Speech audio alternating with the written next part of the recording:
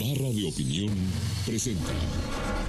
Para mí Andrés Manuel era mi hermano, ¿no? Peña Nieto te ofreció una senaduría. No hubiera arriesgado el pellejo como lo arriesgué, porque sí te puedo decir que todo lo que hice, lo hice para que el PRD subiera. ¿Te crees todopoderosa? Yo creo que hay un problema ahí de soberbia también. Carlos Ahumada López Obrador, no, Rosario Robles. Un día era una Rosario Robles y al día siguiente no era nada. Me daría un gusto enorme que dejaran pasar a Josefina en el PAN, porque ya basta de que las mujeres hablemos mal de nosotras mismas.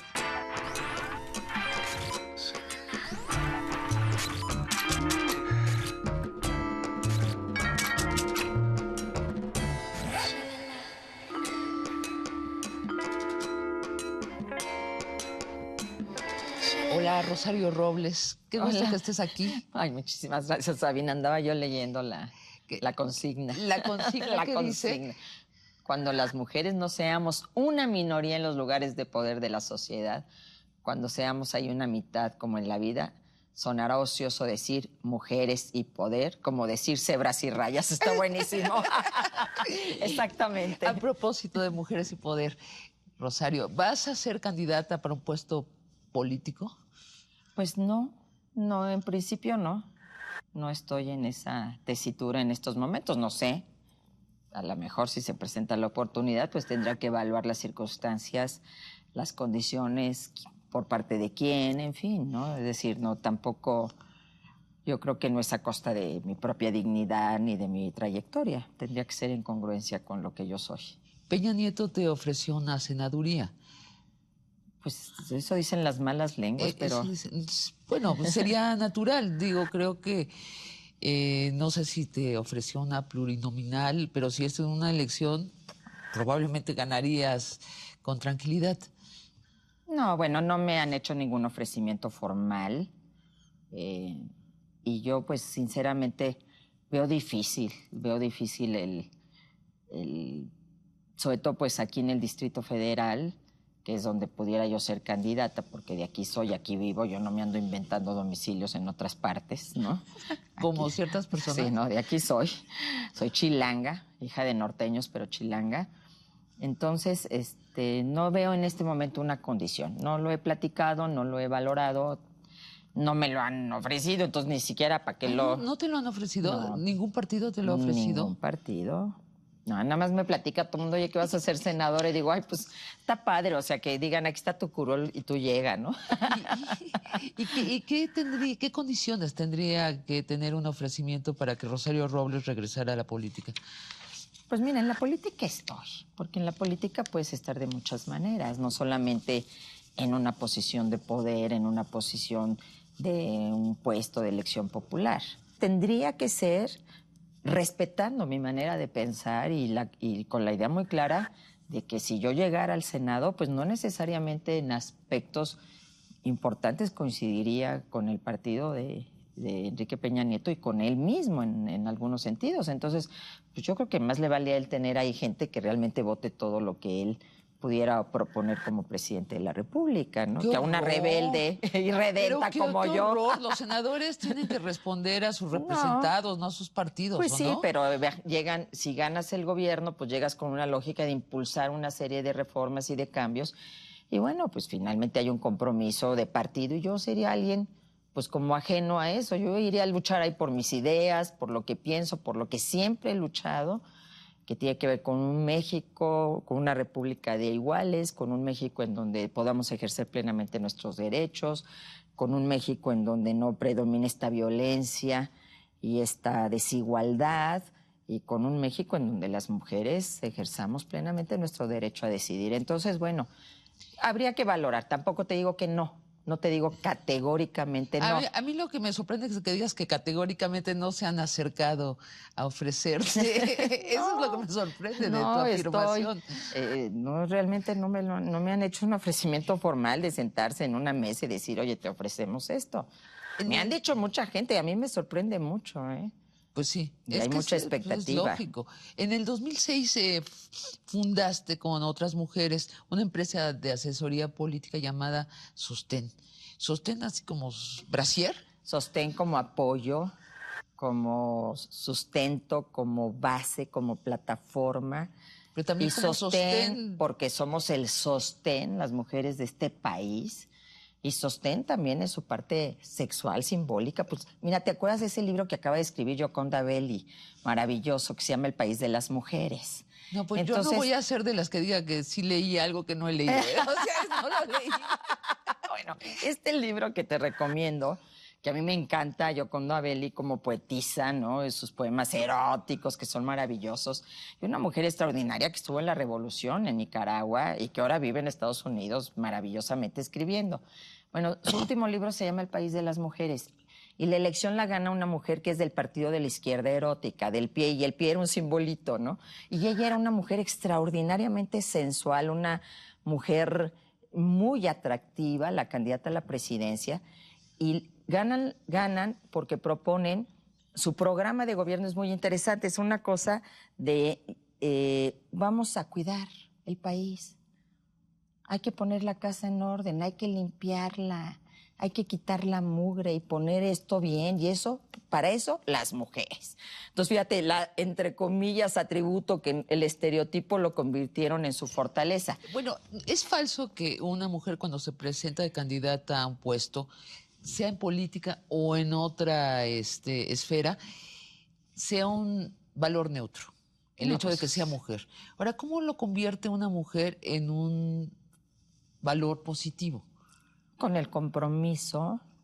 Ya el hecho de que sea una mujer para mí es importante porque ya rompe esta cuestión de la visión extremadamente patriarcal y los hombres solamente en la política.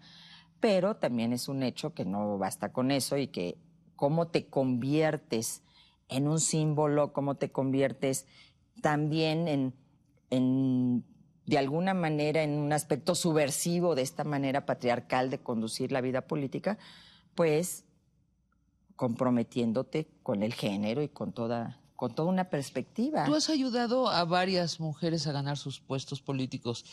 Fuiste asesora de Ivonne Ortega, gobernadora ahora de Yucatán, de Blanca Alcalá en Puebla, Rocío Sotelo, presidenta municipal de Cuencamé. No, pero pues podemos nombrar diputadas como sostén, locales de Durán.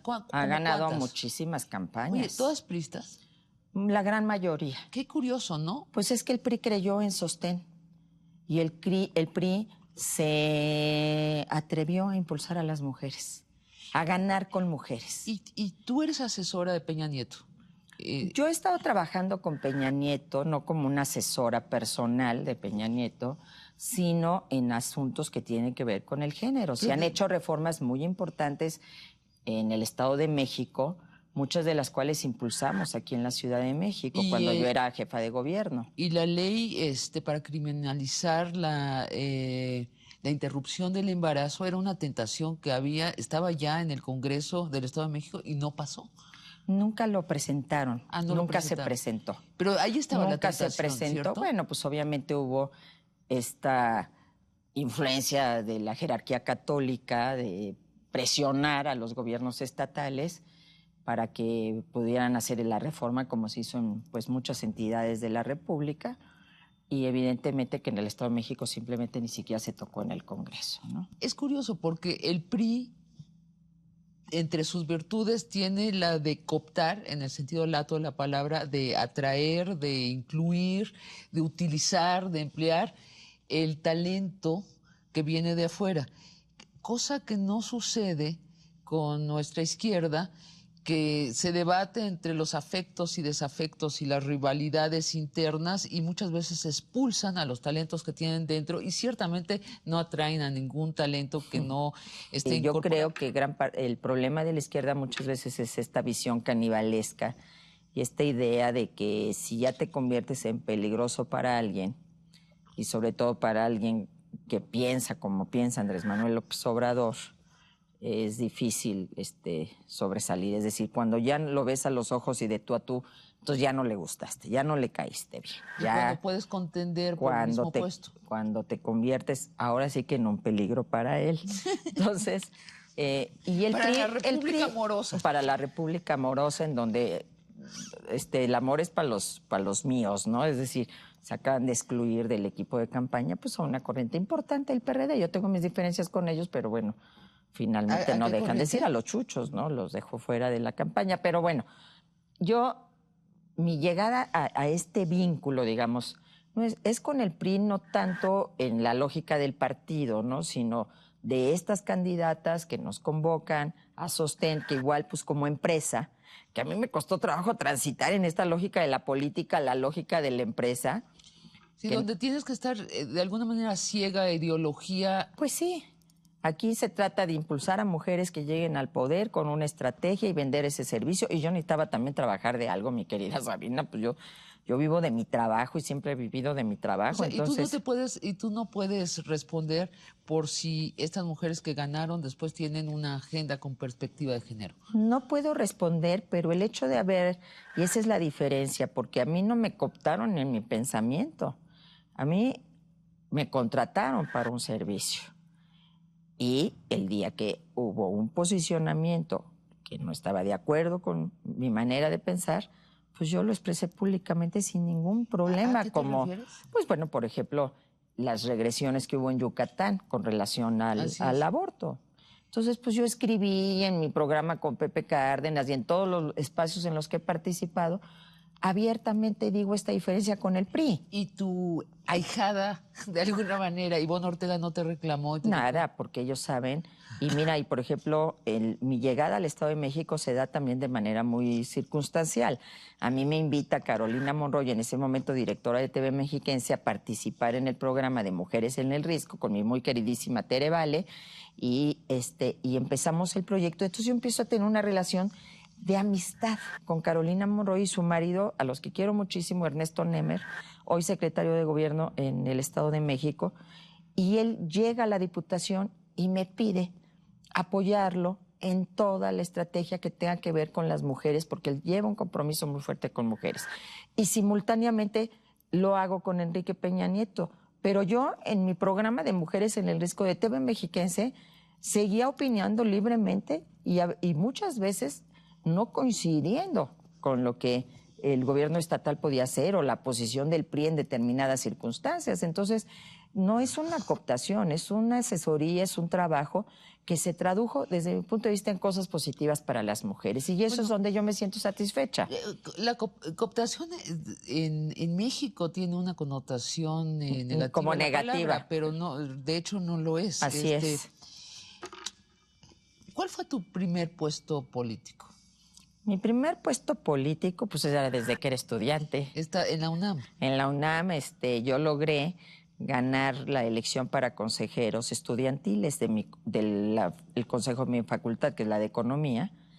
Y entonces desde ahí empiezo a participar. Después ya doy clases en la universidad, entonces entro al sindicato. Estudiabas economía, ¿verdad? ¿Estudiaste? Soy economista. ¿Eres Así economista? como me ves, soy economista.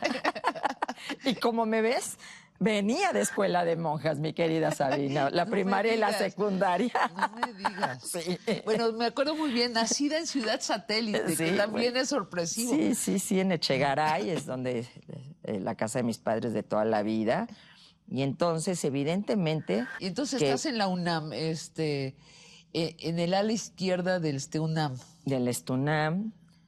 ¿Estás ya casada con Julio Moguel, que fue tu profesor en el CCH? Sí, no, ya en la facultad. En la facultad. Lo conocí desde el CCH. Ah. Oye, y por eso de que los decretos sí son ciertos, yo cuando lo conocí, era un evento político y él estaba ahí arriba y yo acá abajo. Yo era una alumna del CCH en el área ya de economía, era el último año de la prepa. Y yo dije, yo con ese hombre me voy a casar. Y me casé con él, ¿eh? Y entonces así mágicamente o te pusiste a trabajar en ello. No, porque muchos años después. Pues sí, muchos años después. O sea, él desapareció, pues yo estaba en el CCH. Te lo vuelves a encontrar y es tu maestro. Es mi maestro en la Facultad de Economía. Con él es que conoces a Cuauhtémoc Cárdenas, ¿cierto? Con él conozco a Cuauhtémoc. Cuéntame de esa reunión, porque esa reunión te cambió la vida, ¿no? Absolutamente. Aunque Julio y yo ya decíamos, dentro de toda la discusión de la izquierda, que había que apoyar a Cuauhtémoc. Cuauhtémoc había ido a la Facultad de Economía, todavía siendo del PRI, ya unos días después dejó de ser del PRI. siendo ya parte de la corriente democrática, lo invitó Rolando Cordera a dar una plática. Y fue muy chistoso, Sabina. A economía no entraba ningún funcionario, ningún priista. Les inundábamos el auditorio, nos tirábamos en la entrada. No, nosotros estábamos en la revolución, pues, ¿no? Y entonces llega Cuauhtémoc y el auditorio abarrotado, la gente no cupo, nadie inundó nada, todo el mundo lo escuchamos, lo aplaudimos. Todavía era priista. Ajá. Entonces, cuando invita a Julio a cenar, Julio me lleva. Porque yo era, pues, dirigente ya del Estunam, era dirigente de todo el área de las mujeres y todo, y me acuerdo muy bien que era la casa de un profesor que daba clases junto con Julio en la Enepacatlán, y entonces él dice, bueno, ¿y por qué trajiste a tu esposa? ¿No? O sea, aquí es de puros hombres esta reunión, a la mujer la habían mandado a la vecina o no sé a dónde, ¿no? ¿Qué sucede? ¿No? Y entonces Julio dijo, pues porque resulta ser que mi mujer pues es una líder universitaria. ¿Y qué tiene de inédito, de atractivo Cuauhtémoc Cárdenas? Para mí, que te plantea la disputa por la nación. Que por primera vez a toda la izquierda nos coloca en la senda del verdadero poder. No de las migajas, no del 5%, no del repudio total a la farsa electoral, de la cual también venimos una parte de la izquierda, sino de la verdadera lucha por el país, que nos aterriza, que nos lleva a México cuando nuestra discusión era que si la Unión Soviética, que si el modelo cubano, que si el chino, que si la revolución cultural. La revolución ¿no? acá.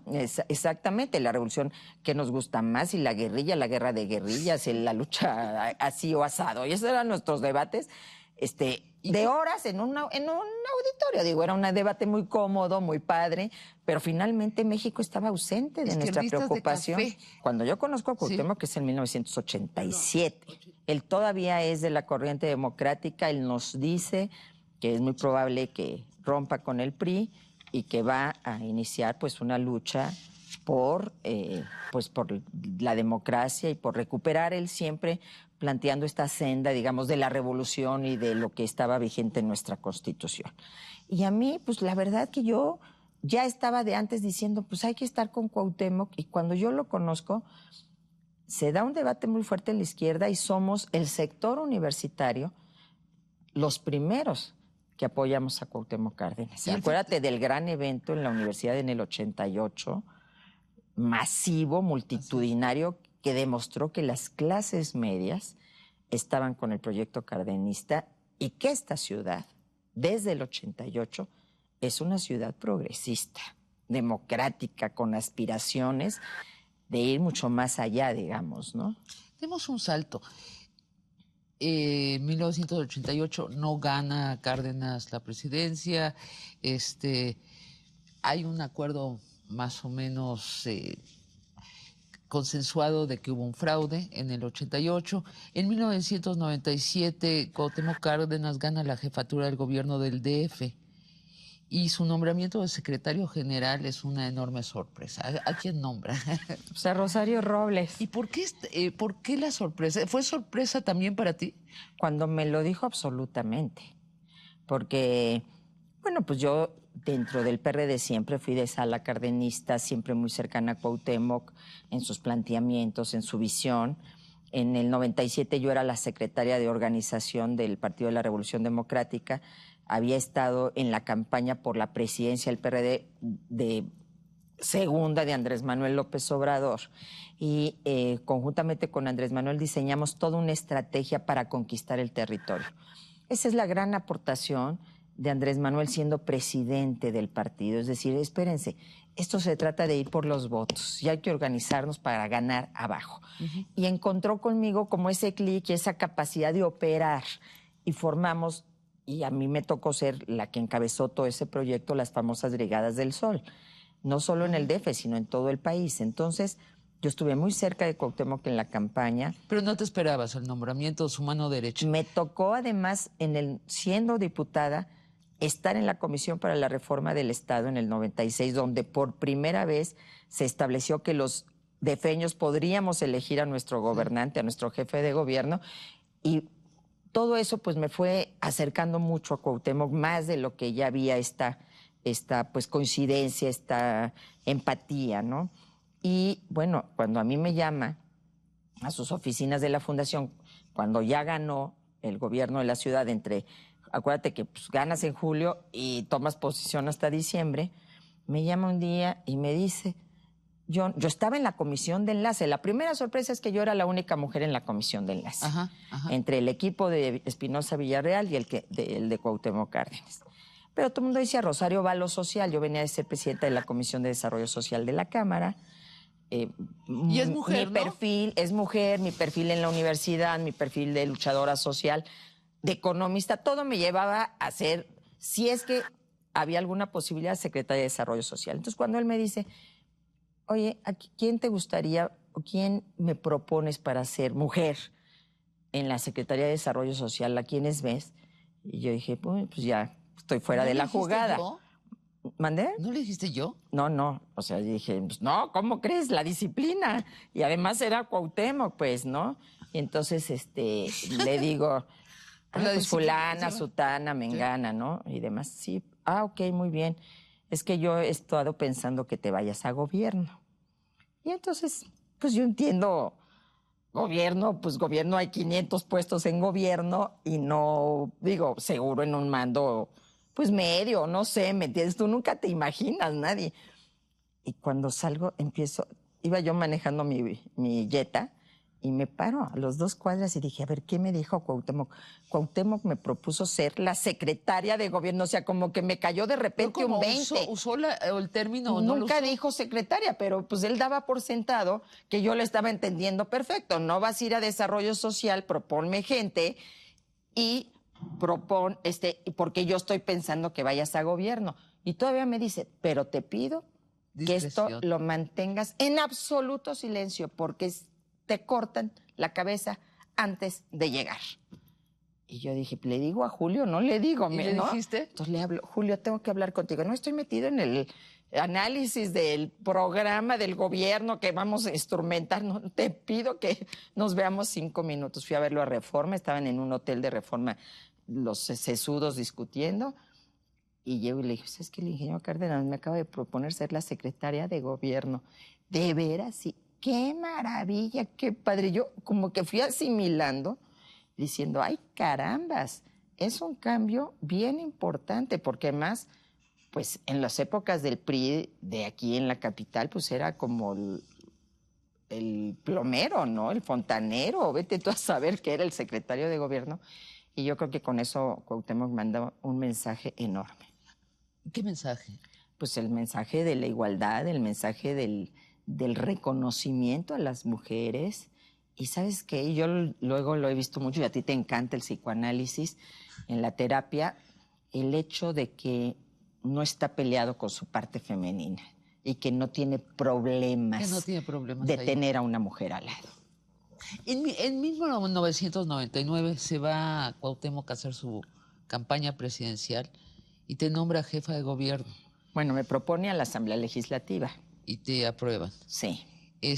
Bueno, y de inmediato muestras un estilo personal de gobernar.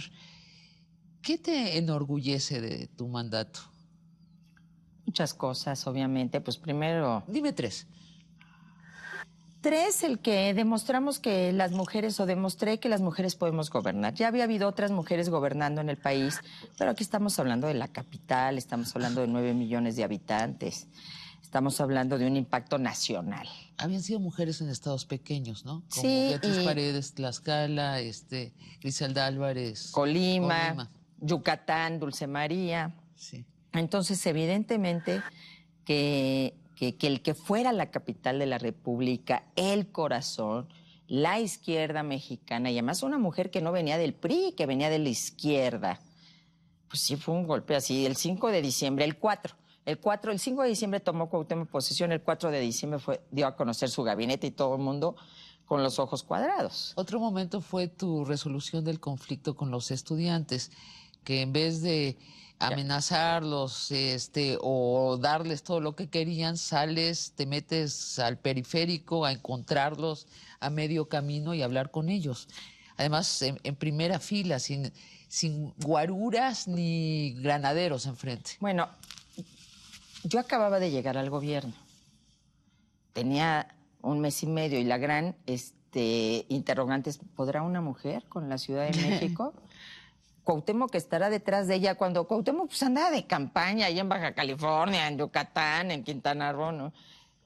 Podrá él estará dictando la línea. Entonces yo tenía que acreditar que había gobierno y que una mujer podía tomar decisiones y hacerlo de una manera diferente.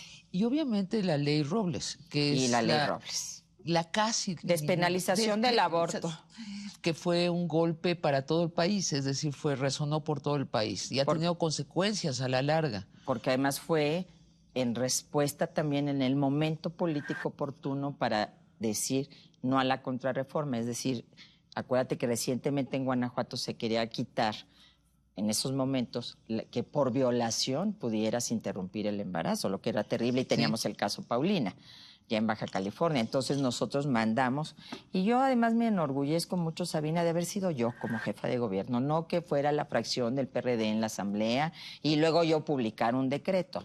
No, yo, hace 11 años. Dices como Marcelo Ebrard. Sí, es decir, hace 11 años, sí. No cuando ya la izquierda pues ya está posicionada a nivel país como una de las opciones y se acepta. No, estábamos a fuego cruzado todo el tiempo. Era terreno minado.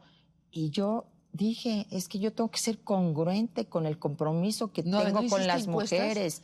Nada, yo tenía que cumplir. Terminas tu mandato y empieza inmediatamente a correr el rumor de que pueda ser la primera presidenta mexicana. Y digo, no te sorprende lo que te estoy diciendo, salía en el periódico, pero también te lo decían en la calle. Y además sales con una calificación muy alta de los ciudadanos y además tu partido te nombra presidenta del partido. Un año después de la jefatura de gobierno soy presidenta del PRD. Voy a hacer un salto de tiempo, digo, estamos yendo a como momentos cruciales, pero de súbito todo se cae. Y ese desplome tiene un nombre. El problema es cuál es el nombre. ¿Es el nombre Andrés Manuel López Obrador o es el nombre Carlos Ahumada? Entonces, es el nombre Rosario Robles. Te voy a decir por qué. Yo lo he reflexionado muchísimo y al paso de los años, donde ya puedo ver y analizar esto con sabiduría y sin tanto hígado de por medio y corazón, yo me equivoqué. Me equivoqué en algo muy importante, Sabina. Nunca me vi como presidenta de la República. Nunca me vi como la candidata del PRD. Y es un problema que tenemos las mujeres. Las mujeres no asumimos la investidura completa. Siempre sentimos, por muy poderosas que seamos, que el poder nos es prestado. Alguien me lo prestó Cuauhtémoc, ¿no? Un ratito.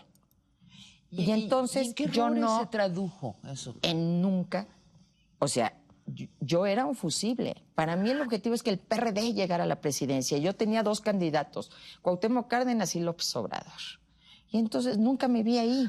Aunque te lo dijeran en la calle. Aunque estuviera en las encuestas arriba, aunque yo era siempre en esta lógica del proyecto colectivo. Y entonces nunca blindé esa circunstancia. Porque muchas de las decisiones que yo tomé no tienen que ver con Carlos Ahumada.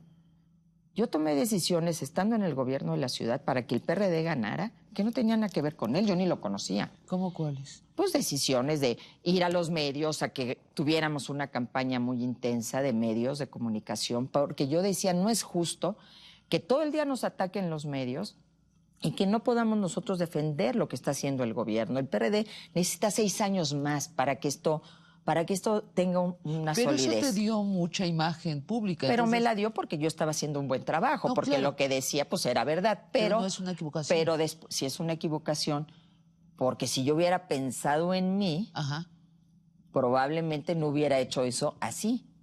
¿Qué pasó después? Acuérdate que saliendo yo del gobierno, desde el gobierno mismo del Distrito Federal, ese al que yo había ayudado a llegar, empiezan los golpeteos de lo que se gastó el gobierno en gastos de comunicación. El famoso cochinito, el luego, supuesto desfalco que hiciste. Sí, que además no hubo ningún desfalco. Bueno, eso lo filtra el gobierno de la Ciudad de México. que además obviamente se demostró que no había absolutamente nada. Pero y ¿qué luego es eso? viene... ¿Esa es una rivalidad contigo? Es que yo nunca me lo- di cuenta que yo estaba haciendo una competencia ya, Pero que ahorita... se me veía como adversaria. Yo, pues para mí Andrés Manuel era mi hermano, ¿no? Ahora sí que ya que estamos en la República Amorosa, pues ahora sí que mi brother de Peace and Love. Y entonces yo nunca me asumí como una que pudiera pelear por la grande. Entonces, luego viene la presidencia del PRD y yo dije, yo tengo que hacer todo para que el PRD suba. Y entonces, pues, digo, no es que no estuviera endeudado el partido, yo ya lo tomé endeudado, pero había que invertir, sí. Necesitamos más lana porque nos costaban en ese momento. Ahora es muy fácil decirlo, Sabina. Hoy el PRD está muy endeudado, pero ahora no tiene que pagar ni spots. Y antes sí se tenían que pagar, y eran el 70% de las campañas. Y yo recibí un partido endeudado y sin recursos.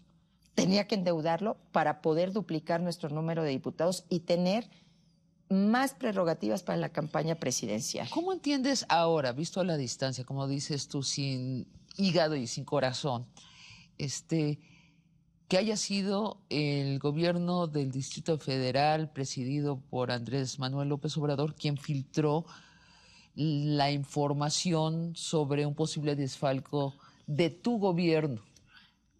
¿Cómo lo entiendes? ¿Qué es eso? Pues es una manera de golpear, y para lo cual no estás preparado, porque en eso sí no estaba yo preparada. Yo en la izquierda nunca me imaginé que se dieran este tipo de circunstancias. Y afortunadamente en eso, Sabina, también, y ahora lo digo, qué bueno, porque soy la más investigada en este país, ¿no? La más. Hasta mi padre, que tenía 20 años de muerto, mandaban pedir sus cuentas, ¿no? Todo en orden, afortunadamente, porque todo estaba en orden. Entonces, ¿qué pasa?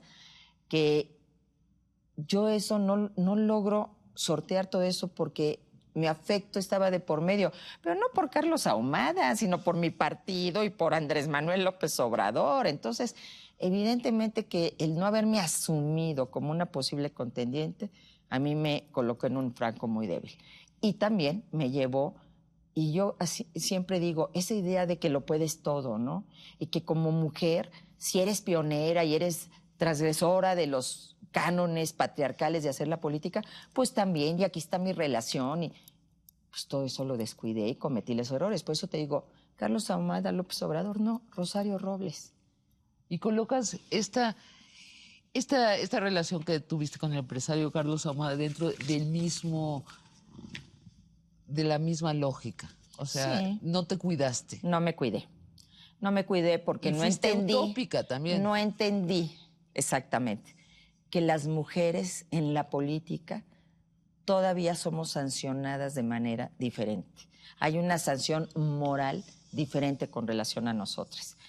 Y ahora he estudiado mucho al respecto. ¿Por qué? Porque una mujer en la política, y yo, además, Ley Robles, o sea, pro derecho a decidir de las mujeres, no era cualquier mujer. Sí. Era una mujer que empoderaba a las otras a romper con esa lógica de sumisión, las llamaba, las empoderaba y las convocaba a romper con esa lógica. Entonces era muy peligrosa. Yo sí era un peligro para México, para esta lógica machista. Sí. Entonces coinciden intereses, tanto al interior del PRD como afuera, para decir, no, esta la tenemos que quitar del camino porque a nadie nos conviene. Va a llegar y si es presidenta, pues ¿qué va a pasar? Las mujeres van a andar abortando por el mundo y demás. O sea, así, pero esa lógica. Sí. Entonces, yo no entendí nunca que a las mujeres se nos sancionaría y nunca entendí que lo que en un hombre es virtud, ¿verdad?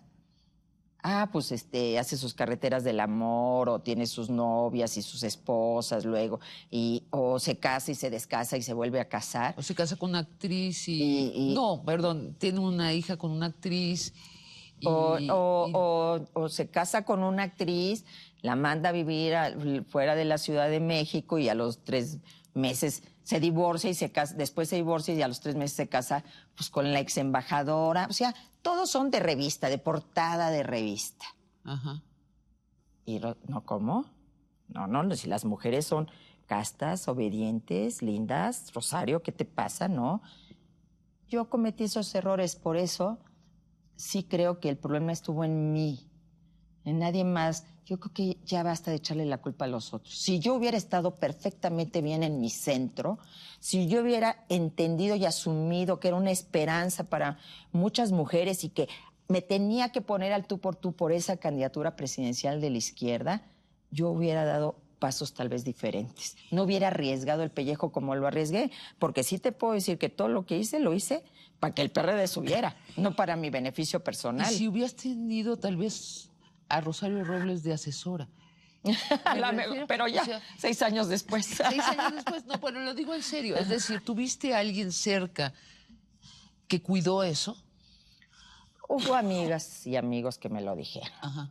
Y no que lo... veían con preocupación. Ajá. Pero pues tú te crees todopoderosa. Yo creo que hay un problema ahí de soberbia también, de que uno cree que puede con todas. Y yo había ganado todas. Las Así peleas es. más difíciles las había ganado. Así es. Había hecho la ley Robles, había ido al periférico, había sorteado una de las campañas más duras en contra. Yo fui la primer política que tuvo una campaña durísima. Si yo me adelanté 10 años a este país.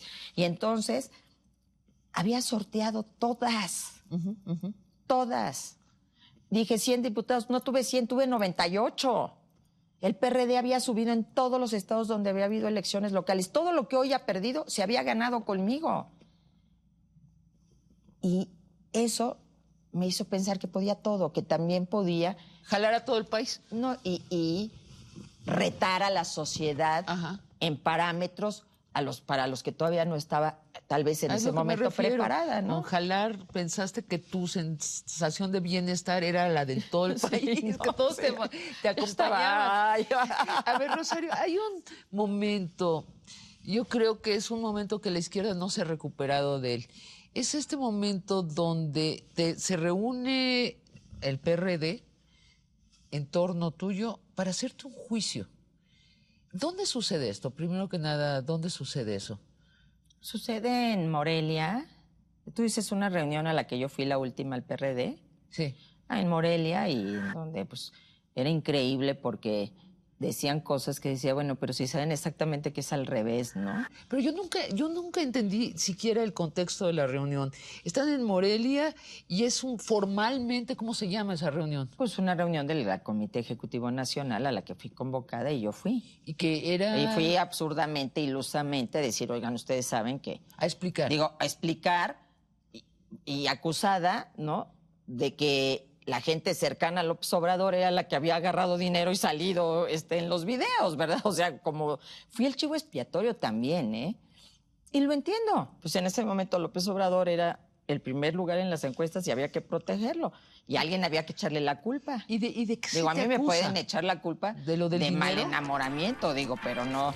Bueno, no. es lo que te iba a preguntar, ¿de qué se te acusa No, en esa junta? que- Porque fue una junta a puerta cerrada. ¿De qué se te acusa No, en esa junta? Porque que- fue una junta a puerta cerrada. Sí, fue a puerta cerrada y no, ya ni recuerdo la verdad. O O sea, ¿es tu X. vida privada que la que se juzga? Exactamente. ¿O es...? Mi vida privada, porque no se podía juzgar nada más, no había nada más que Eso juzgar. pero pues, eso no causa, no es un delito calificado, ¿o sí? No, y yo pude permanecer en el PRD, Sabina, yo pude quedarme ahí, no hubieran tenido ninguna base ¿Y para entonces? expulsarme. Era ir contra mí misma. Sí. O sea, yo había hecho todo por el PRD. Pero quieres Yo decir que había la gente del puesto sí. mi vida en eso, la burocracia del PRD. Ajá. No estoy hablando de los perredistas. Ajá. Estoy hablando de una burocracia.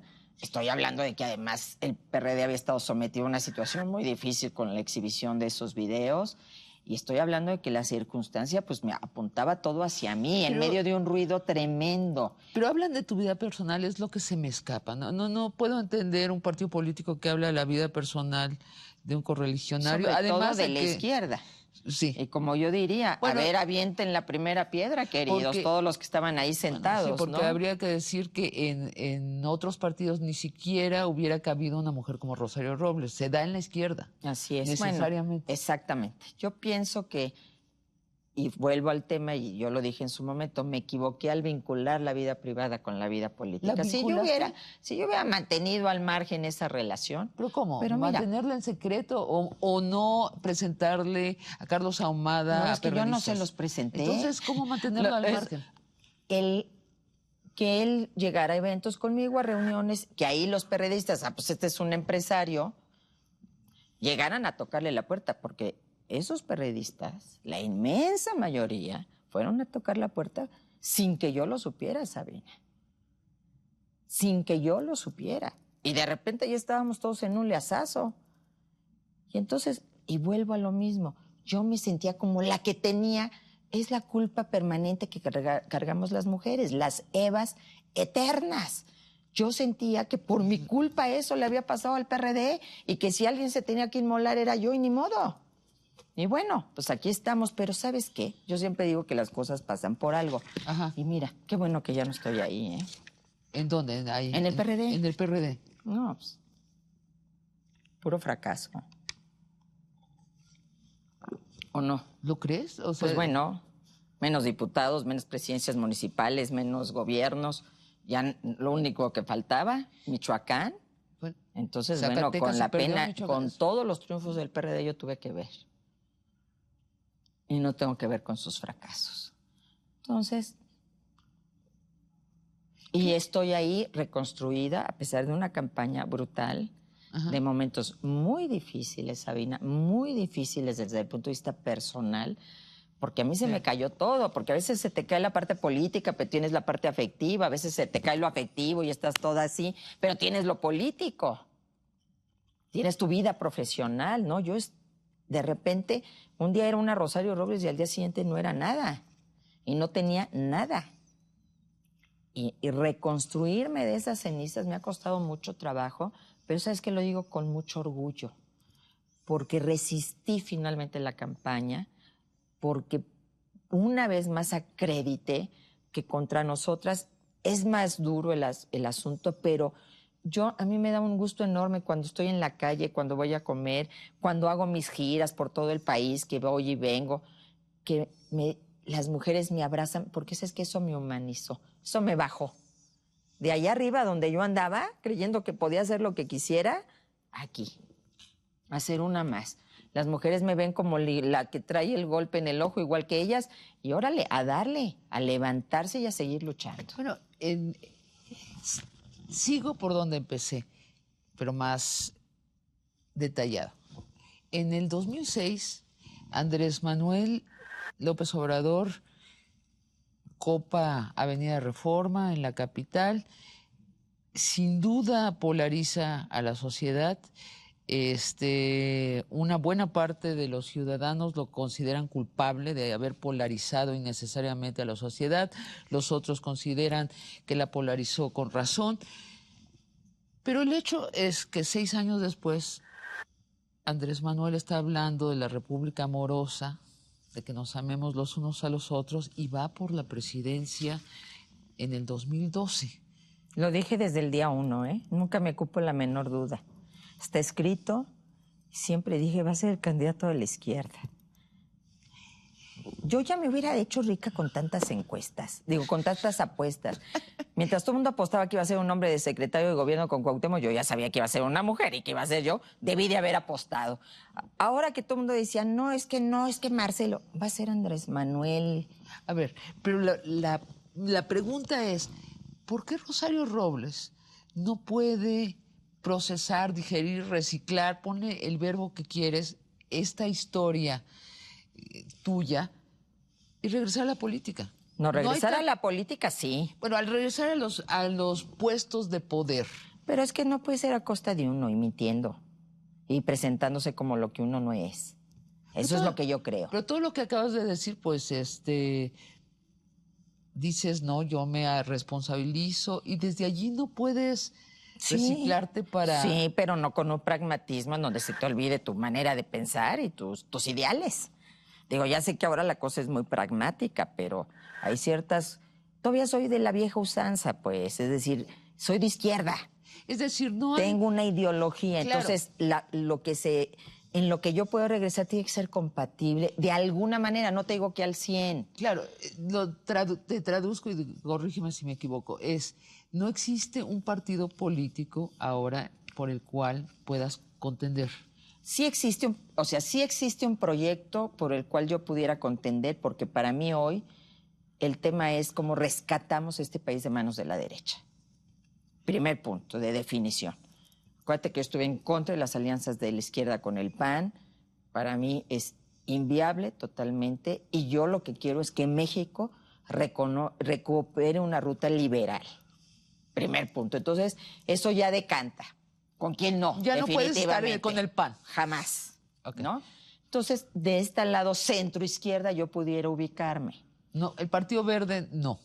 Pues el Partido Verde, imagínate, yo soy pro derecho a decidir de las mujeres, ellos son antiaborto, estoy en contra de la pena de muerte, ellos proponen la pena de muerte. Ellos entonces, ahora ellos van en una coalición mucho más amplia. Pero, por eso te digo, puede uno participar en el proyecto, pero siempre congruentemente, ¿no? Bueno, por eso, pero te pregunto, ¿no hay un partido por el cual puedas contender? Hoy por hoy, sí, al 100% que digas, ese es mi partido, no. Pero sí puedo contender como una candidata externa que cobijen algunos partidos, ¿no? Por ejemplo, el PRI podría ser. Podría ser por el PRI, pero en la Ciudad de México yo lo veo muy complicado.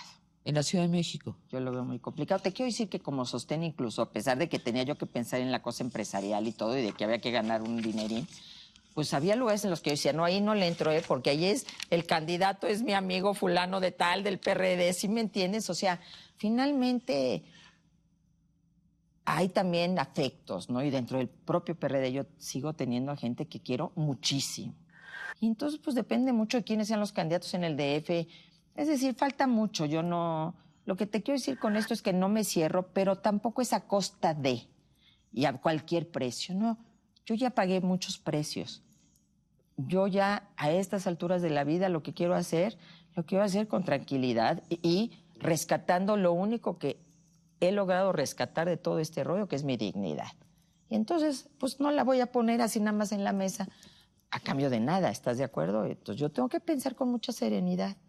No, yo no voy a hacer porque esté en un puesto de elección popular. Yo creo que yo ya soy un referente, una mujer que sigue luchando por lo que piensa, que en donde está trabaja como loca en aras de esos ideales, no importa la trinchera, y que por supuesto si se me abre la oportunidad en una coherencia con lo que yo creo y pienso de este país, pues la voy a aceptar, pero todavía no está claramente esbozada en la mesa, entonces ni para qué pensarla.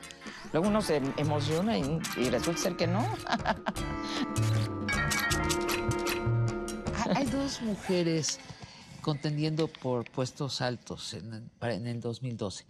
Una es Beatriz Paredes, que quiere ser jefa de gobierno del Distrito Federal, y otra es Josefina Vázquez Mota, que quiere ser presidenta de México.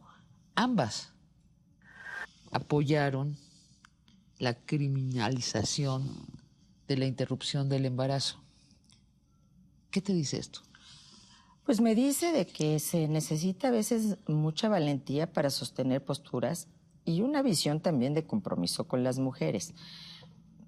Pero este no es un tema que te defina una política. Digo, yo creo que es un tema muy importante, sobre todo si eres alguien de izquierda.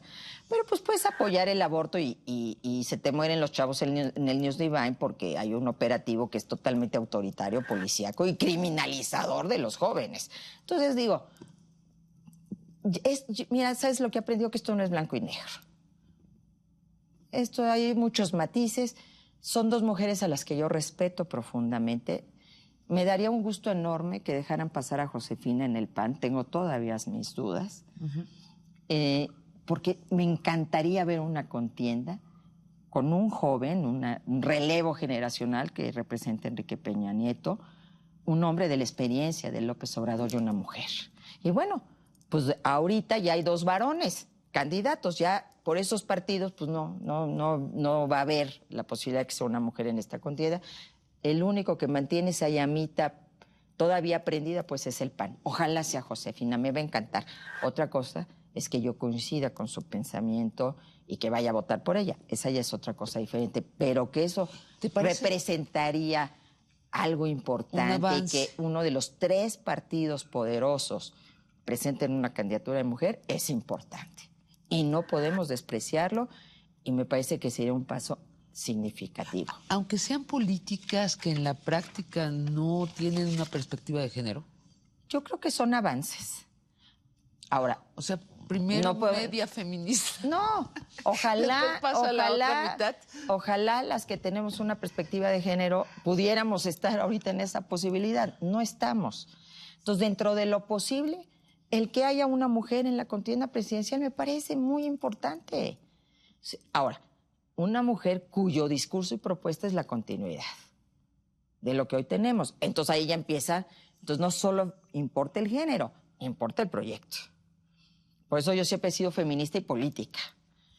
Con mis amigas feministas, pues eran feministas, no. Yo era feminista y participante de un proyecto político. Para mí no era nada más de estamos por el derecho a decidir de las mujeres. Era el proyecto nacional de país por el que estamos luchando. Bueno, es un proyecto de país diverso, con equidad. Pero ellas dos te pueden decir eso, sin duda, pues sin lugar a dudas. Y te no pueden me lo han decir, dicho, Rosario. Ah, bueno. Pensé que a lo mejor sí. serían políticamente correctas. Ahora, Beatriz en el DF, pues ya tuvo una campaña, conoce las ciudades, por hoy, pues la que mejor posicionada está por parte del PRI. Y pues aquí se trata de ir a una disputa por la presidencia de la República. Entonces, aquí en la Ciudad de México, la capital, que es tan importante, pues irán con quien justamente les garantice una mayor votación, que hoy es Beatriz Paredes. Entonces, bueno, son dos mujeres respetables en el ámbito de la política.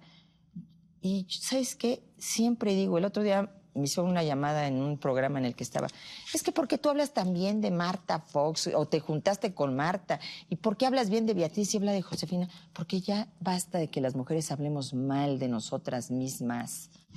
Puedo discutir políticamente con ellas, tengo diferencias, pero las respeto y nunca voy a hablar mal de ellas. Bueno, Rosario, sostén Rosario y y ojalá te veamos contender por un puesto político.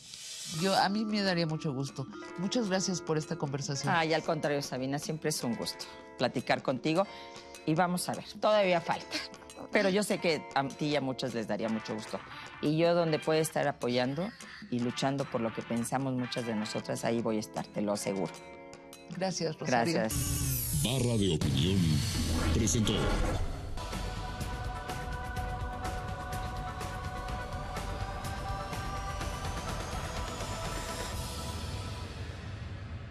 Estimados amigos, referente a la problemática y preocupación por los implantes franceses PIP, Poly-Implant Prosthesis, se inician en 1994 su introducción a México.